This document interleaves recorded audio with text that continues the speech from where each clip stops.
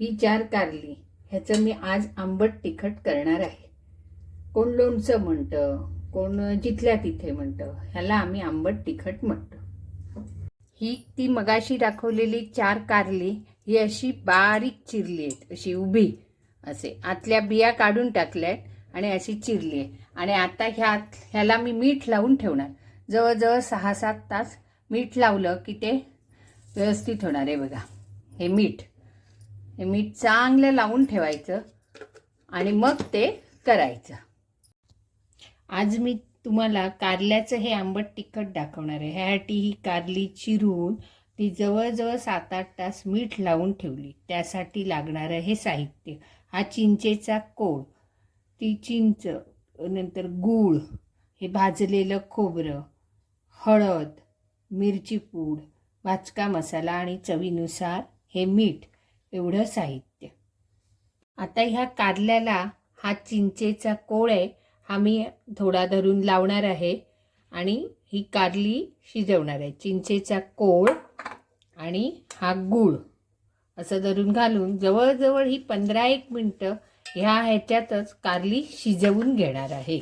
हे बघा, हे असं चांगलं फासायचं चिंचेचा खोळ, आणि गूळ घातलेलं असल्यामुळे आपोआप त्याला पाणी सुटतं।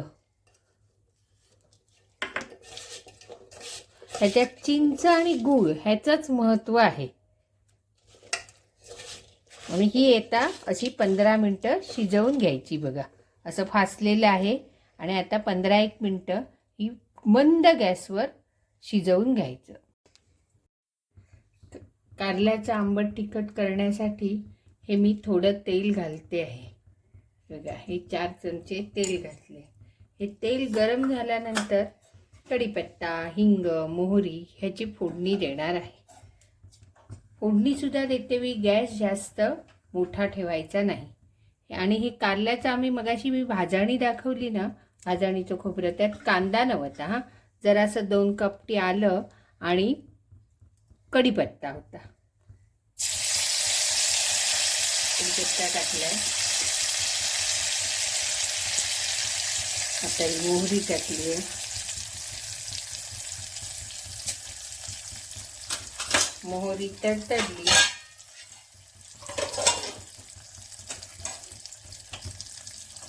मोहरी चांगली तडतडली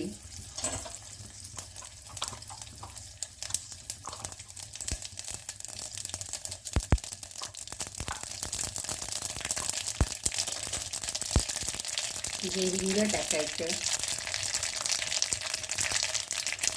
फोडणीवर मात्र हळदपूड घालायची।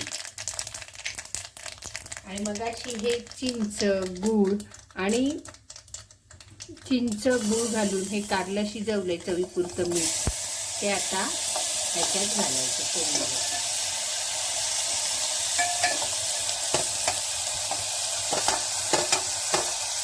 चांगलं परतून घ्यायचं।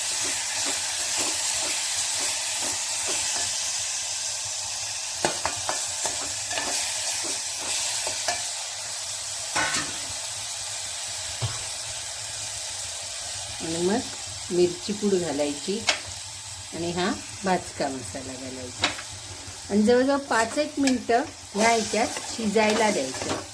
आणि मग ते खोबरं आपण जे हे कारलं आता छानपैकी मसाल्यात, हळद ह्याच्यात शिजलेलं आहे। बघा आता हे छान शिजलंय। आता हे मी वाटप घालते, जे खोबरं तुम्हाला भाजलेलं दाखवलं ते ह्यात घालते।